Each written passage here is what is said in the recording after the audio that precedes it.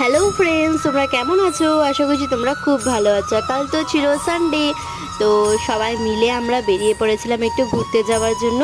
আর আমাদের বাড়ির থেকে বেশি দূরে নয়, 20 মিনিট থেকে 30 মিনিটের রাস্তাতে আমরা সামনেই আছে হচ্ছে কৃষ্ণ মন্দির, সেখানে গেছিলাম। আর দেখো মন্দিরটা এতটা সুন্দর। আর তার সাথে এদিকে ছিল হচ্ছে শিব মন্দির, আর সে পাশে আছে হচ্ছে হনুমান মন্দির।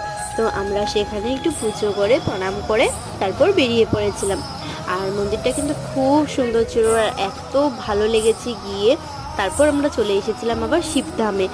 আর শিবধামে দেখো এত সুন্দর গাছগাছরা আছে, এত সুন্দর করে সাজিয়ে রেখেছে।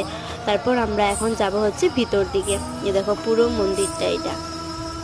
আর দেখো এখানে ভিতরে না একটা পুকুরও আছে। দেখো পুকুরটাতে কতটাই জল হয়েছে, সেখানে ছোটো ছোটো মাছও আসছিল।